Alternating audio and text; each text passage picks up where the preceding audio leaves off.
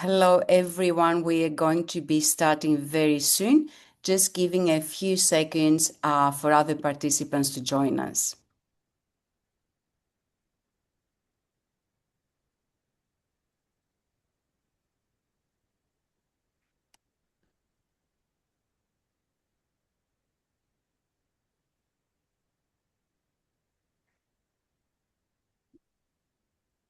So in the interest of time, we might make a start as there is a lot to cover.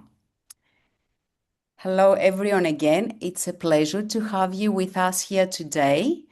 And before we begin, I'd like to acknowledge the traditional custodians of the lands from which we join today and pay my respects to elders past and present. It is especially important to recognize that Australia was and remains a place of great linguistic diversity. For tens of thousands of years, Aboriginal and Torres Strait Islander peoples have used language to share knowledge, maintain culture, and connect communities. We acknowledge and celebrate the remarkable language revitalization efforts taking place across Australia, where communities are restoring, strengthening, and teaching ancestral languages. These efforts enrich our nation and remind us of the vital role language plays in preserving culture, identity, but belonging as well. So for those of you that don't know me, my name is Despina Manatidou, and I'm a NATI certified interpreter and translator, tutor and trainer for interpreting and translator. I'm also the head of interpreting for 2M Language Services, and I have the privilege of co-leading the Interpreter Employment Success Program. The program is an Ethnic Communities Council of Queensland initiative delivered in partnership with us, with 2M Language Services and Settlement Services International. It is funded through the Workforce Connect Fund, powered by the Queensland Government's Good People, Good Jobs Queensland Workforce Strategy 2022-2032. So before we delve into the session, just a few housekeeping items. You're encouraged, of course, to submit questions and comments using the chat function or the Q&A box in your Zoom screen. AI note-taking tools or external recording applications will not be permitted. So if they feature in the participants, they will be removed from the meeting.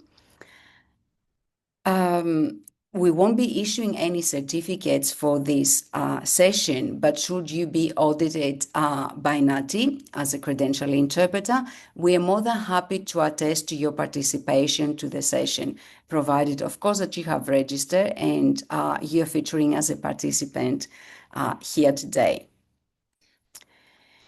And so, with all this covered, welcome to Induction Webinar number 9.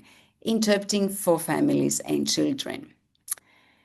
So today, with the help of our expert presenters, we will be exploring key themes such as trauma foundations, including complex developmental and intergenerational trauma, particularly in refugee background contexts. Also, stress response, the brain, including how trauma affects communication, memory, and language processing, the interpreter roles, our role, cultural navigation, ethics, confidentiality, and working specifically with families and children, family dynamics, collective cultural perspectives in practice, appropriate language use in mental health settings, the importance of briefing and debriefing, professional requirements, including a blue card and when it might be required. So we're delighted to have with us today Taryn McBurney and Romina Bahrami. Taryn holds a Bachelor of Arts, a Bachelor of Social Work, and is a registered play therapist through the Australian Play Therapists Association. Having previously worked with children and young people in the disability and child protection sectors, Taryn joined the QPAS team as a child and adolescent counselor in the Asylum Seeker Support Team in 2015. Taryn currently works as a team leader for the Child and Youth Counseling team at QPAST. And Romina holds a Master of Social Work with over 13 years of practice across both adult and child youth sectors. Her practice spans case management and therapeutic contexts with a strong focus on supporting migrants, refugees, and asylum seekers. She has worked with both NGO and government settings and currently serves as one of the multicultural mental health coordinators for the Child and Youth Mental Health Service at Children's Health Queensland. Welcome to both of you, Taryn and Romina. Thank you very much for being with us today for this session. And now, without further ado, we'll be passing on to you, starting with you, I think, Taryn. Okay. Well, thank you very much. It's lovely to meet everyone. So I'm going to be talking a little bit today about trauma. And this is a word that gets thrown around a lot. We talk about trauma a lot, but it's sometimes difficult to understand exactly what that means. So in the health context, the trauma is a wound to your physical body. But in the psychological context, a trauma is a wound to your mind, emotional life, and your spirit. So a traumatic event is anything that is unpredictable, it's uncontrollable, and it shatters your fundamental beliefs about life. So, for example, I might believe that I'm completely safe walking down the road. And then if I get attacked by somebody on the street, that can shatter my understanding what it means to be safe, what it means to be a member of this community, what it means to be a member of society, what it means to be a woman. All those sorts of things can start to have an effect on you. So, how trauma affects you depends on a lot of factors. It depends on how many traumatic experiences you've had in the past, the age at which the trauma occurs, and what kind of supports you receive in the aftermath. So we'll just move to the next slide if that's okay. So there's different types of trauma. You can have a single incident trauma, so for example, a car accident, or you can have complex trauma. And that's where people have multiple traumatic events or they have a sustained traumatic experience.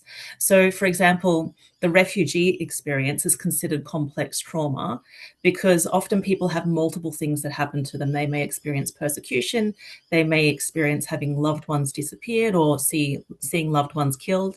They then may have to flee and experience displacement, lack of food, lack of shelter, all of those sorts of things. So if people have sustained experiences or multiple experiences without the opportunity to recover in between, that can lead to complex trauma. The other aspect of complex trauma is that it's usually of human design. So something like a natural disaster can be traumatic, but because nobody deliberately inflicted that upon you, it's usually a lot easier to overcome than a trauma that has been inflicted by another person, because that shatters your ability to trust people and shatters your ability to understand what it means to be human, what it means to be treated by other people in this world. So when people have experienced complex trauma, it often takes extra time to develop a trusting relationship.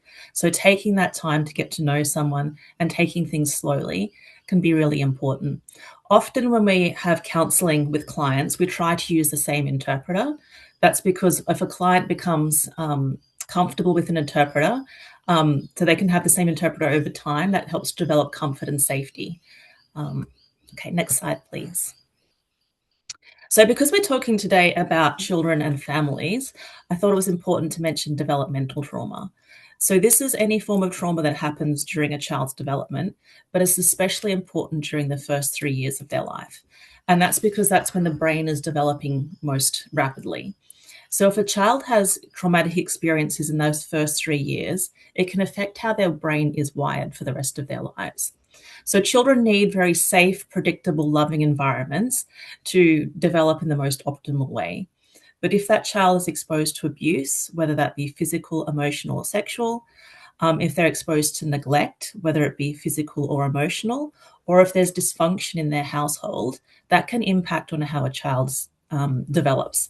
It can impact their thinking, it can impact their behavior, their emotions, their moods. It can also, in serious cases, affect their physical development.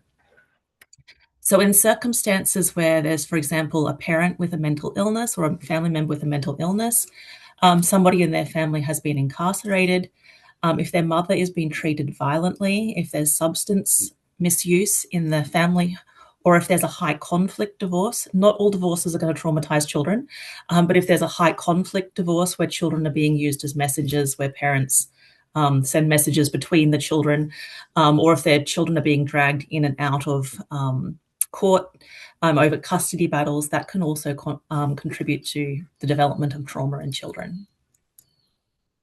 Next slide, please.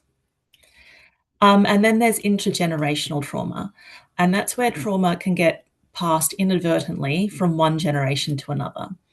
And previously, we used to think that this happened only through the environment that the parents created. So, for example, if a parent had experienced trauma and they were misusing a substance, then that would create an environment which the child also became traumatized. Or if the parents were unable to be emotionally available to their children, or if they were violent, then that would create traumatic experiences for their children. And we do know that that happens. But what we also know now is that trauma affects the DNA of somebody who has had that experience.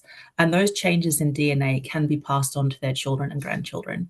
So we know, for example, I guess most of the research in this area has been done on the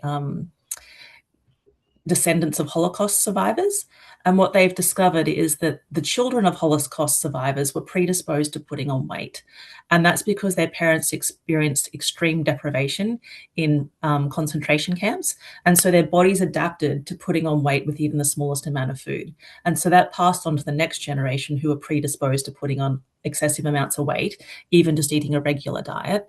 And then what they've discovered is the third generation, so the grandchildren of Holocaust survivors, actually have a lot of food intolerances. So they have a lot of gastrointestinal problems and difficulties with digestion. And that's as a result of what their grandparents experienced during the Second World War. So we know that trauma can be passed down from one generation to another, not just through the environment that the child is raised in, but also through changes that have happened to their parents' DNA. Next slide, please. Okay, so if you could imagine that I was walking into my office, and instead of just finding an empty office with my computer all set up, I instead found myself confronted by a lion, and the door closed behind me and I couldn't get out. My body and my brain would go through a very predictable response. So first, what would happen is my pupils would dilate. My ears would become incredibly sensitive, like the sound of the ticking of the clock would be really loud in my ears. I would start to shake. My throat would become dry. I would be hyper-focused on any potential exit or on the parts of the teeth, parts of the line that are really dangerous, like the teeth and the claws. My body might start to, I might lose control of my bladder and my bowels. There would be a massive adrenaline dump. And everything inside of me would be gearing up to either fight or run away from that lion.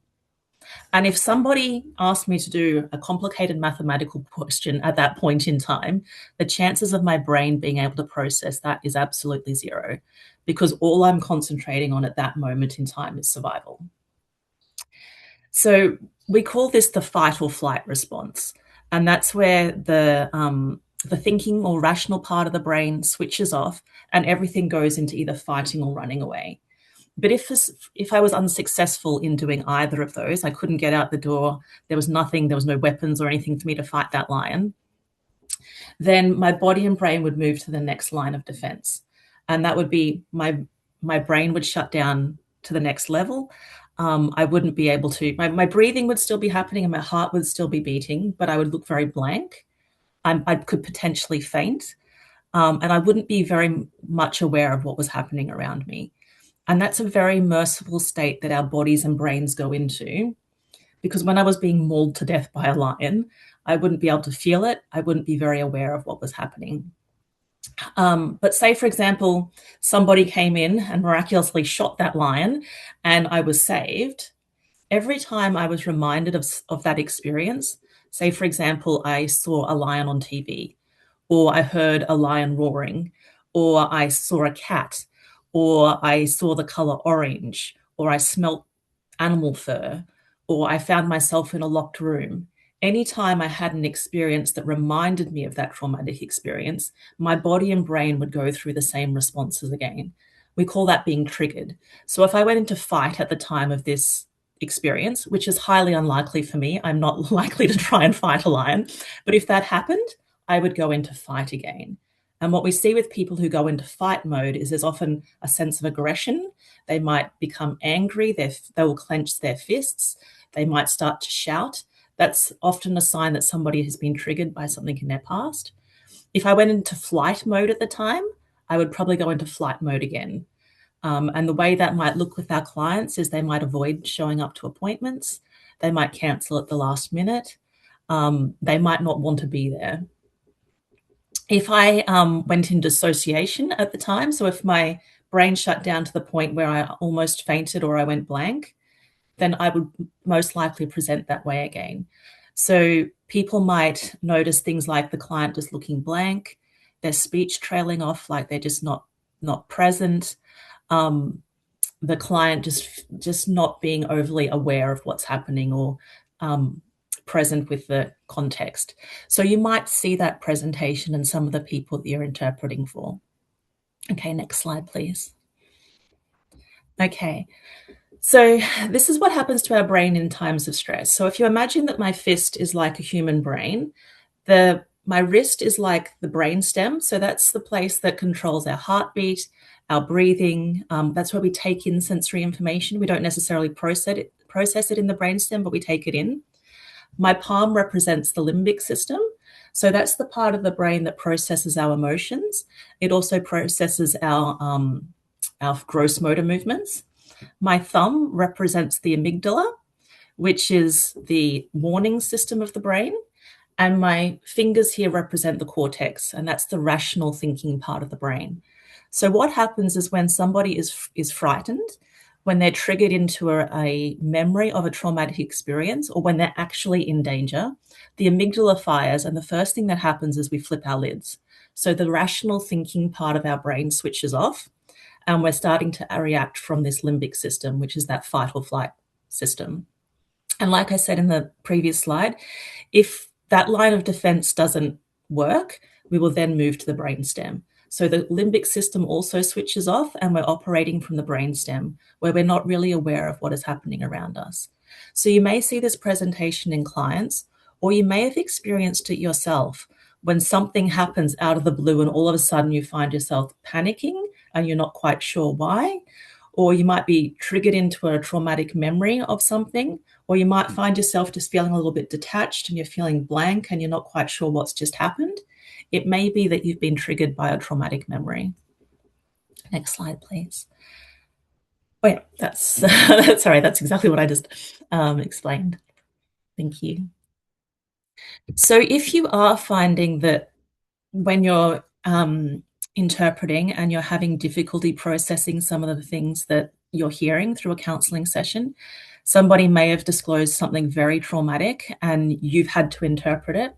And that's particularly hard for the interpreter, because the interpreter is using words like I had this experience, because they're interpreting for the client. And saying those words and feeling it in your body can actually stay with you. So if you're having that experience, please talk to the practitioner or the counsellor who has just done that session, because it is actually their responsibility to help you debrief. If a client has shared some really traumatic things, it's important that the counsellor helps you to debrief. And that's not always possible on a phone translating interaction. It's a lot easier in person. There are other supports that you can look into, like Lifeline. You can call Lifeline at any hour of the day and speak to somebody about what you've just experienced. There's always the employee assistance program that every service should have. So find out what the EAP organisation is for the organisation you work for, and find out how to contact them.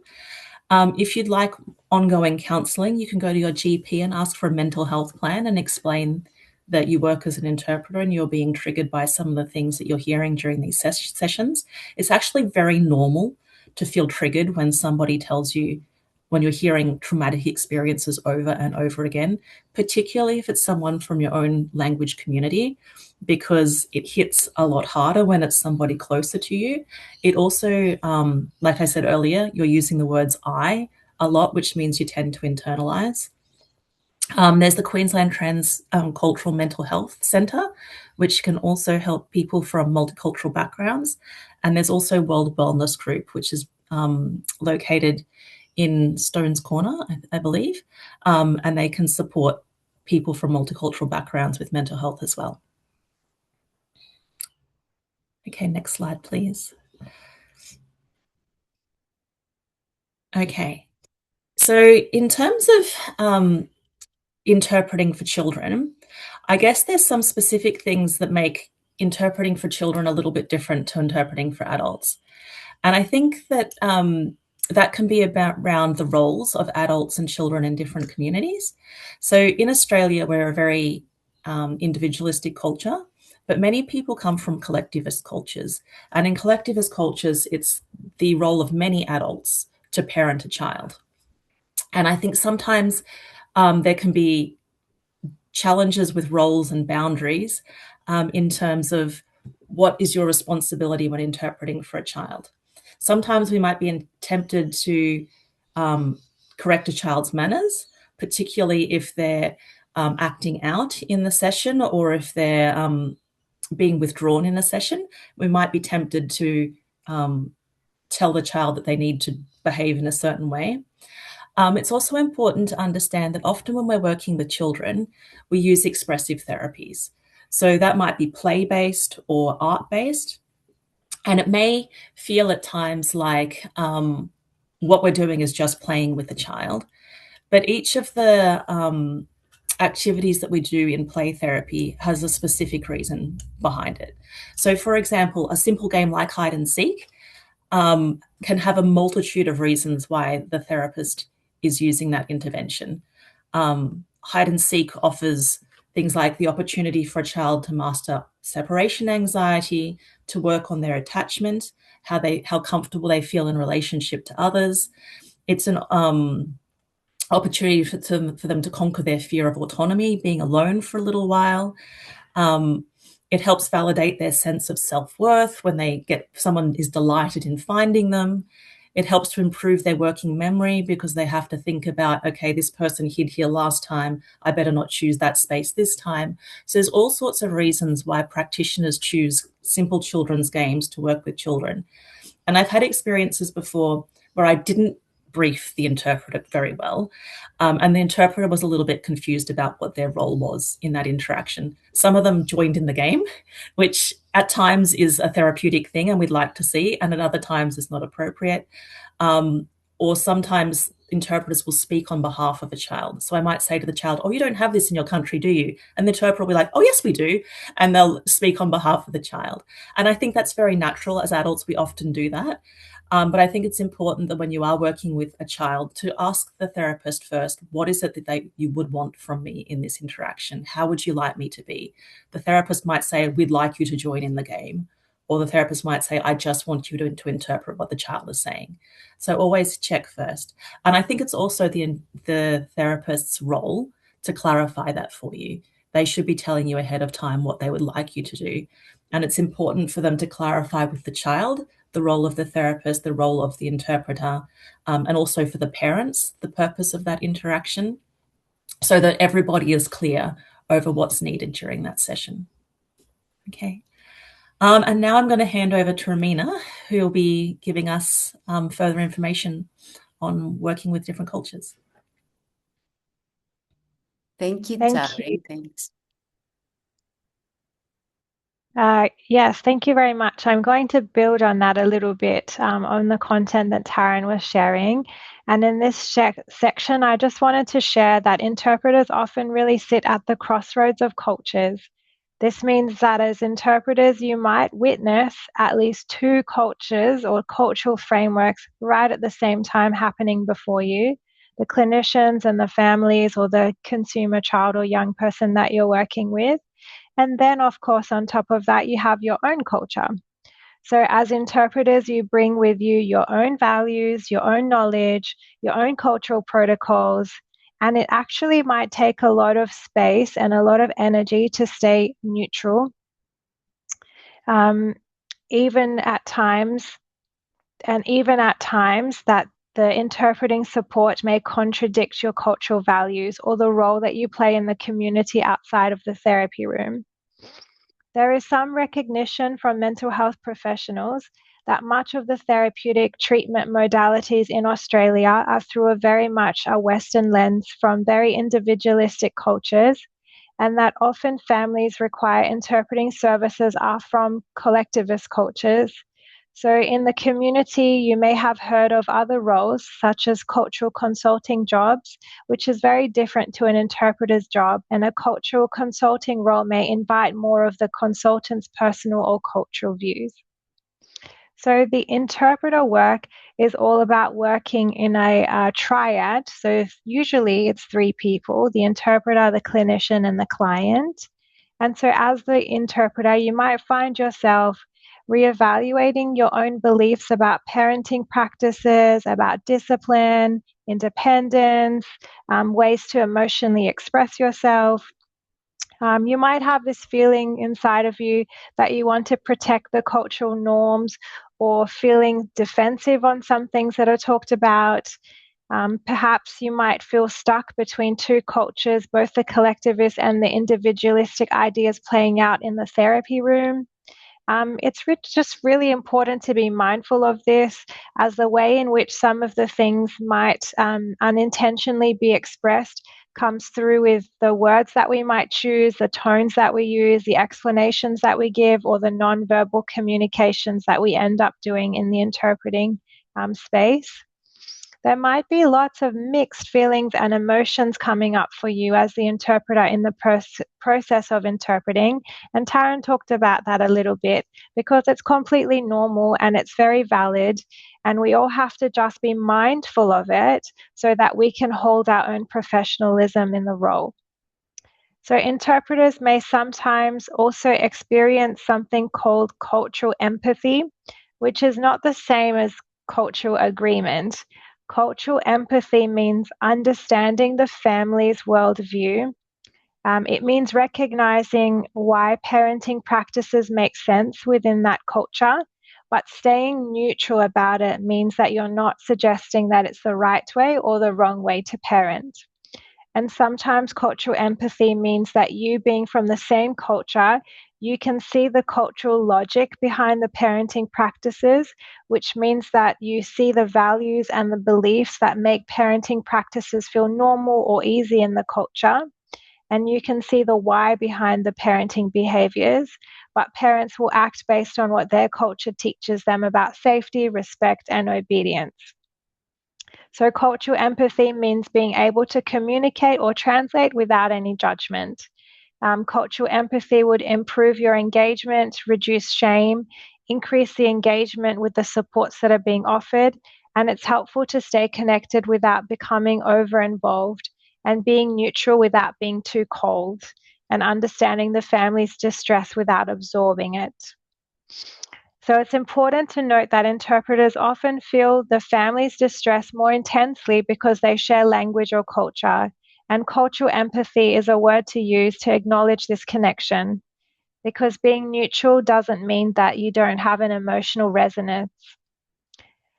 So I'll just share with you a few questions that you can ask yourself maybe before or quickly in the moment when you're in the interpreter space, if that's okay for you. And maybe after the therapy session, if you're working with the child, young person, or the family, you might be able to ask yourself, does this parenting practice or does whatever is happening in this therapy space trigger my own cultural beliefs? You might ask yourself, am I tempted to protect the family from the clinician, or am I trying to protect the family, the clinician? Like, you might have all of these thoughts around where the interpreting is going, but just staying aware of it and being in that neutral space whilst being empathetic, it's going to probably be really helpful. But essentially, usually in therapy, the clinician leads the session. the family or the consumer or the young person coming in provides the content and the information, and the interpreter conveys the content accurately, which allows for empathy toward both parties while keeping the interpreter staying professional. So pretty much anyone, all of the things that I talked about could affect anyone in this three-person model, so the consumer, the interpreter, and the client. I can't go into it for too much longer due to a shortness of time, but I just really want to invite all of the interpreters to think about if you've ever been in a situation where things are starting to feel different, uncomfortable, or it's making you not stay in that neutral space. How do you manage that experience? Do you have any reflective practices outside of the sessions with the clinics that you work with to debrief? And then also just taking into consideration that self-care and taking time to look after yourself will definitely be a really important part of being an interpreter. And Taryn did mention it can be the clinician's role and responsibility to try and support you through that in that debrief work or that pre-brief work. And then, of course, 2M interpreting services. But just hold this in mind and make space for it, because it's really hard to sit at the crossroads of cultures. Okay, so the next slide that I'm going to take us through is around mental, it's around the mental health language, because 2M has some practical tips for medical professionals to follow working with interpreters in healthcare settings. There's something in the 2M processes that says interpreters may intervene to clarify misunderstandings, manage communication flow, or address cultural or linguistic issues affecting accuracy. So many mental health concepts do come from Western medicalized frameworks, and not all cultures organize emotional or behavioral experiences in the same way. When a language has no direct equivalent, it's not just a vocabulary gap. It reflects different cultural models of mind, distress, and behavior. Concepts like trauma, emotional regulation, attachment, executive functioning, ADHD, they usually reflect Western developmental and neuropsychological frameworks. And many cultures can conceptualize distress through moral or spiritual, social, or relational lenses instead. So some languages have no words for anxiety, but may have lots of words for social shame, like emotion that happens when someone feels like they're losing respect, belonging, or status in the eyes of others. Some languages might have no word for depression, but describe physical heaviness, heat, or spirit imbalance. Some have no term for ADHD, but describe it like energy, temperament, or maturity.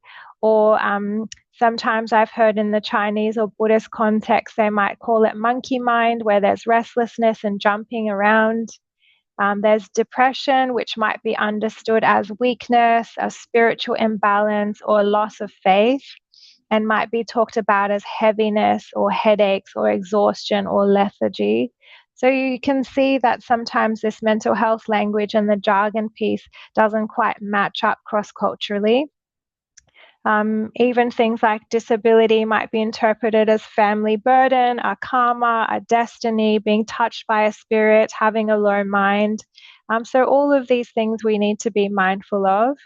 And interpreters can flag when a term has no equivalent or carries equivalent translation or carries unintended meaning.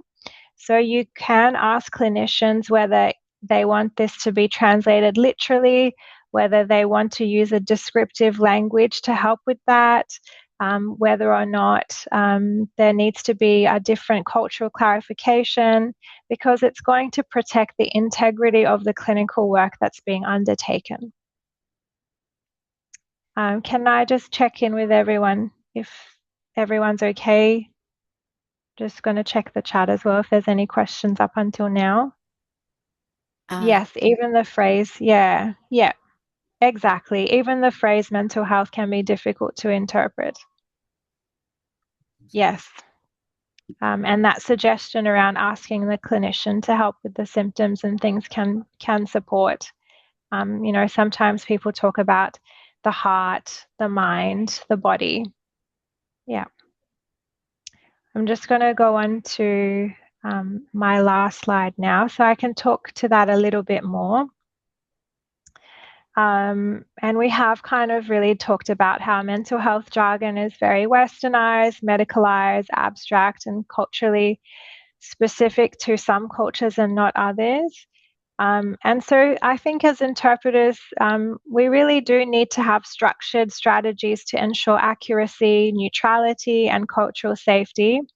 And interpreters can intervene to clarify those misunderstandings, manage communication flow, or address cultural or linguistic issues affecting accuracy. Interpreters can ask for things to be rephrased without clinical terminology. So you can tell the clinician, could you rephrase that clinical terminology so that I can interpret accurately? You can tell a clinician there is no direct equivalent for this term. You can ask the clinician, may I provide a descriptive explanation? And as an interpreter, you can tell the clinician, I can share with you one. So you're explaining to the clinician what the descriptive explanation is. And then you can check with the clinician to say, you can tell me if this is how you understand the word to mean and its meaning. And then the clinician might say yes, and then you might just interpret that moving forwards. You might find yourself in a situation where the term the clinician has used carries a lot of stigma in the community. So you might need to tell the clinician, maybe you're aware that this might cause a rupture to the relationship. And you might just mention to the clinician that this term might be understood differently in this culture. And you can ask the clinician, would you like me to translate literally or provide context? So like if it's like the disorder or the mental illness, and use those description words to kind of help speak, I suppose, the same, less medical jargon. And this is really, really tricky, I think, for interpreters, because usually interpreters only are cultural consultants only when invited, because again, it's that neutrality. It's about not overstepping boundaries. But if you notice something in the appointment that's really hard to translate, you can tell the clinician that this phrase has a cultural meaning that may affect their understanding, and then just say, would you like me to explain it? There are situations sometimes where the session might have gone on for 15 minutes and you've realized that you've made a mistake in your interpreting. And it's okay. And I think it will probably do less harm if you tell the clinician or the therapist, I need to correct my previous translation for accuracy, and you might be able to backtrack and go back. There might be some situations where parents in a session might use a word, or kids or someone might use a word that could mean sad, it could mean tired, it could mean weak, depending on the context. And as the interpreter, you might intervene and let the clinician know that the word they have used has several meanings. And then you can ask the clinician if you can ask the person to clarify which meaning it was that they intended to say. This is appropriate because it prevents clinical misinterpretation, and it keeps the interpreter from choosing a meaning on their own to translate. You might have a situation where the parent or the young person or whoever you have is really distressed and begins to talk really fast, really rapidly. As the interpreter, sometimes if you're a clinician and someone's talking really fast, you might just think that language talks really, really fast, and you have no idea that it's because they're distressed and not because of the language. So maybe as an interpreter, you might intervene and say, the parent is speaking quickly due to distress, May I ask them to slow down so that I can interpret accurately? This is appropriate because you're supporting emotional safety and you're ensuring the clinician receives accurate information, and it avoids also you as the interpreter feeling really overwhelmed. There might be situations where a clinician might ask, in English, they might say, do you use consequences at home? And maybe because of the family's culture, consequence might imply harsh punishment. So if you were to translate that, it would say, do you have any harsh punishment at home? And if you know that that's going to be the translation, you might tell the clinician that the term consequence may be misunderstood or might be translated to severe punishment in this language. And then you might check in with the clinician, would you like me to use a softer phrase such as, do you want me to ask about how they respond to behaviors that they dislike or something like that? Because this could potentially also prevent unnecessary defensiveness from the person that you're working with to kind of feel like the clinician's asking a question that might really not align in that moment to their values. But then it also helps keep the interpreter from altering the meaning without permission, and it keeps the clinician knowing what's going on in the situation. There might be situations where the clinician's talking about attachment-based interventions, which is quite clinical jargon, or a treatment modality that they're using. The interpreter might say, could you please rephrase that without clinical terminology so I can interpret accurately? And then the clinician will then have to think, okay, what is attachment-based intervention, and explain that in a way that can be interpreted. It's appropriate to do that because you're protecting the family from confusion. You're also protecting yourself from being confused and then passing that confusion on. And then it also helps the interpreter not guessing the clinical meaning about what's going on. So as an interpreter, it's possible that you might feel like you're carrying a huge load in mental health sessions, navigating all of the jargon, all of the cultural nuances, the emotional intensity is there. There's all these clinical expectations all at once. It's completely valid and it's completely okay to ask who supports the interpreter. So hopefully this information that was shared today and learning about vicarious trauma and kind of having permission to ask for additional support, training, debrief sessions makes it feel lighter and feel like you're going to have the supports that you need to practice ethically and practice to the best of your ability to interpret. But hopefully moving forwards, you won't feel like you have to do that in isolation. Yeah. Thank you so much. Thank you. So yeah, we do have, I think we have a lot to think and to reflect on as a result of everything you, Romina, and Taryn have shared. What a precious opportunity to learn a lot, maybe enhance our self-awareness as well, because it's not only the professional context. Obviously, it's the human context that is shared with your clients or, the parties that we work with. But some very interesting points also have come out and people have commented or, asked kind of a question in the chat. So I might go there and start from there. Taryn first, Patricia is saying, it's always a pleasure to listen to you. I think we all agree. It is very amazing and profound, the response that humans have when faced with a danger. And that's not something that might be widely known, definitely not in our industry. We know, for example, that repeated exposure to trauma will inevitably lead to trauma, to vicarious trauma suffering. So do you have something on this, Taryn, to share? Yes, absolutely. So repeated exposure to people who have had traumatic experiences and hearing a lot about trauma can leave you feeling traumatized yourself. Even if these are not experiences you have had, even if it's not triggering any memories for you, repeated exposure to trauma can have that impact. So it's important that if you're feeling those ways, you might start to find yourself feeling irritable. You might find that you're not coping as well in daily life. Your capacity to contain your emotions might be lowered. You might find you're having difficulty sleeping, or you're dreaming a lot about the things that you've been interpreting.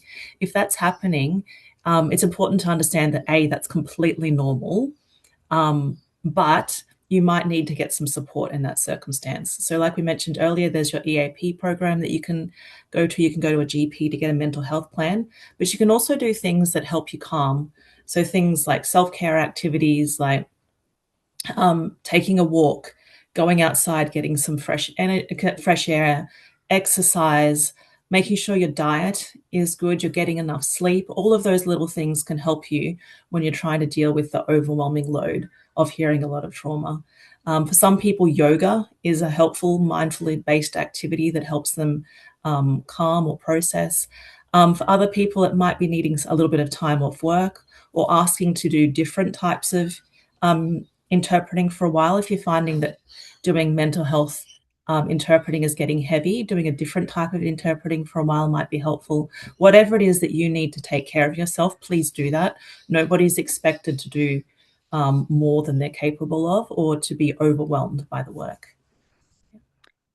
Thank you, Tarin. And let's note for NATI credential interpreters. So for those of us that have a NATI certification or recognition, the Employee Assistance Program is now available as of a few months. So it's something to take advantage of. I guess an interpreter doesn't need to read the advanced stages of their mental health suffering in order to get help in the form of counseling and any other referrals that might be required. So EAP is now very accessible to all NATI credential interpreters. And I believe EAP extends also to family members. So it is a good starting point for, getting some mental health support. And Tarin, you also mentioned that some interpreters might want to join in and to the play with young children, and some others might not. And we wonder as interpreters, because as you know, we abide by the code of ethics, the professional code of ethics. So I guess that comes down to the individual interpreter's style and preferences as well. However, the main role or the core role and only of the interpreter is to accurately relay the message back and forth, the register, the tone, the intent, and all that goes around to a word in a sentence. So I guess it's not, something that makes an interpreter better or less good at what they do if they join in or not. And is there a possibility that this can take away as well from rendering accurately, playing at the same time? I'm just asking. Yes, absolutely. So I've had circumstances where interpreters have joined in without being invited first, which was a bit of a challenge because it confused for the child the purpose of the interpreter being there. I think the therapist, if there is an expressive therapy session, I think it's the therapist's responsibility to let you as the interpreter know what they'd like you to do. So obviously your main role is to interpret back and forth between the child and the therapist what is happening. If there is a need for you to join in, or if you'd like to join in, have that conversation first before the session starts. So the therapist might say something along the lines of, what we're focusing on today is this kind of activity for the child. The child might invite you to join. That's therapeutically okay in this circumstance. Do you feel comfortable with that? And have that conversation. Or they might say the child is going to might potentially invite you to join. That's actually not appropriate this time, so we'll have to have you to decline. So yeah, allow the clinician to help guide you as to what's appropriate. But if you don't feel comfortable, even if it is appropriate and the child invites you, it's okay to decline that as well. Thank you. And also, children are not always clear or speak in orderly sentences, for sure, depending on the age. And interpreters should be aware of that. That happens in mental health settings as well with adults, not only children, but children in this case. So we need to repeat exactly what the child says to the therapist, to the clinician, in the way that it is said, which might not make entirely sense, both grammatically and in terms of meaning. Great. So let's see. So yeah, we see in debriefing, but briefing as well. So briefing is before the consultation starts, and debriefing is at the end of the consultations. Maybe as a therapist, as a clinician, you might be wondering why are both necessary, but they are, because context for interpreters is everything and helps them render faithfully. Because it's not about, obviously, interpreting, putting one word for another word to another language. It's about understanding what the phrase is about, because as Romina was mentioning, there are several techniques to render, which might not be the exact direct equivalent or translation of this word or of that term. So briefing in terms of what is going to take place, even if an interpreter has got experience working in the space, is important, because every case is different, unless, as you mentioned also, Tarin, the same interpreter is engaged for all these patients' appointments, ideally, but that might not be always the case. And of any points that the interpreter should be aware of and or careful as well. And same with debriefing, depending on how the session went, especially if it is one of the first sessions, very important. So the two professionals, they do get to know each other, and that means they can work better in future sessions as well, by being more aware of, each other's styles, but also this cultural component of some things that are appropriate to be said in a certain way in English might not be appropriate in the other way. And I think this is for Euromina, because you mentioned that the interpreter is okay to actually interrupt and say, oh, do you want me to say this in a different way, because it might land really badly in that X language, for example. But interpreters are encouraged to do that at the debriefing part of the session, which means after the end of the session. However, the clarification part is to be done throughout if the need arises. So that is, yeah.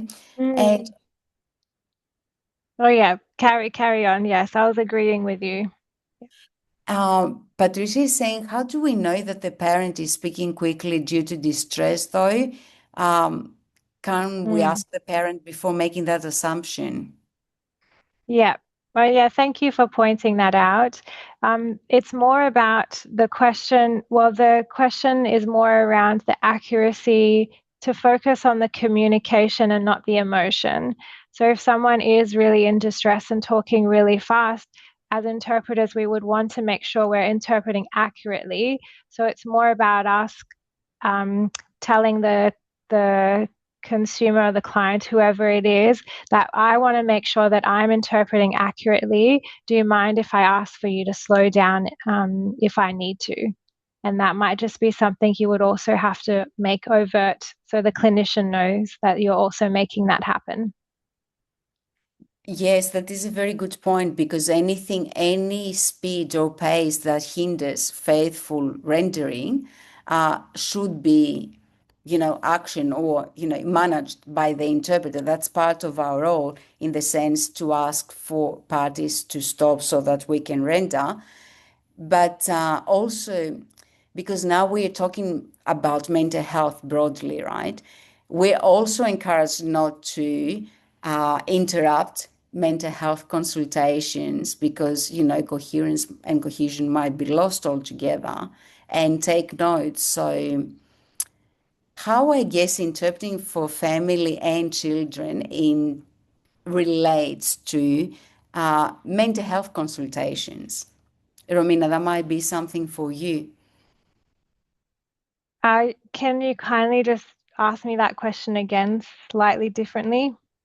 So we've been talking, or you and Taryn have been talking about interpreting in mental health context.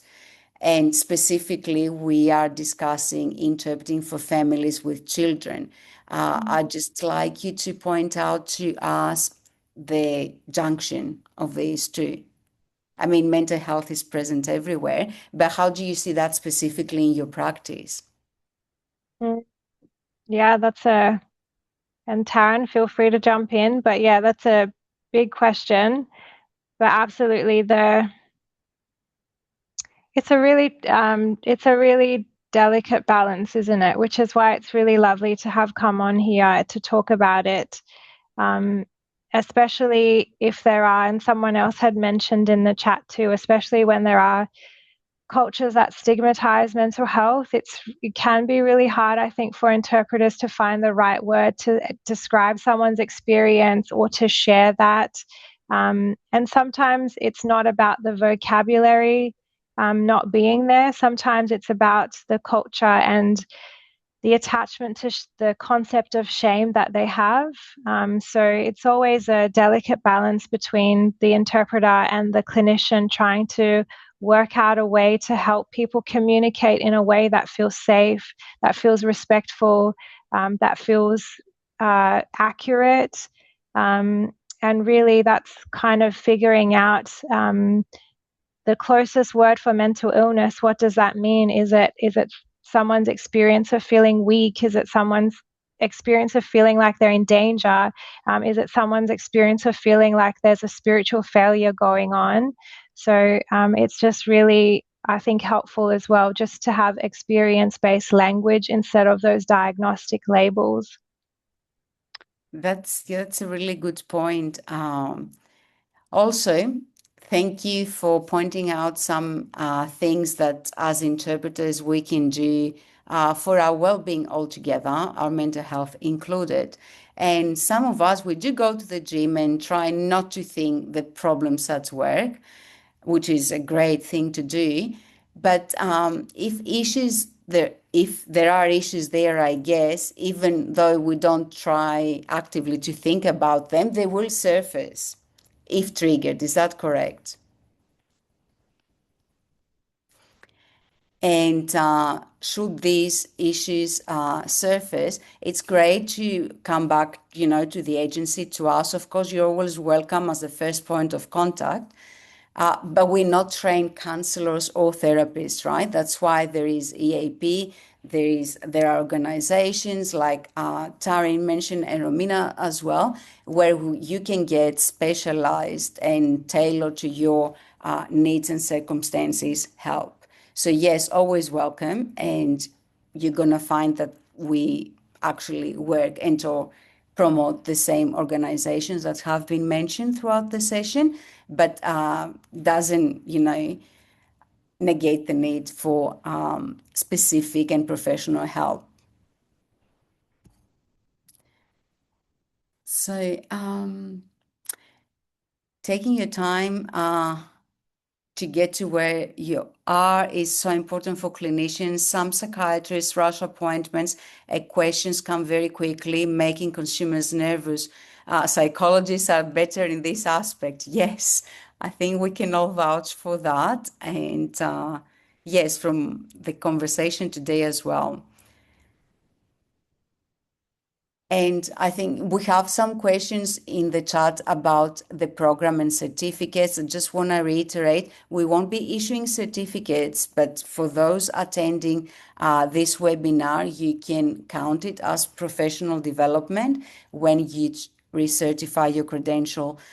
With not any other questions, you can email us at the Interpreter Employment Success Program, and we'll be able to answer. And yes, I do agree. Thanks, Patricia. Wonderful information. Thank you so much, Taryn. Thanks, Romina. I think it was very useful, very beneficial to listen a little bit about how trauma, our brains work, and how that translates to family dynamics and life dynamics that you and us come across on a daily basis. Thank you for your wisdom and your time. Thank you to the audience that went through the session, and wishing you everyone a lovely evening. We shall see you next time. Thank you again. Thank you, everyone. Bye. Thank you.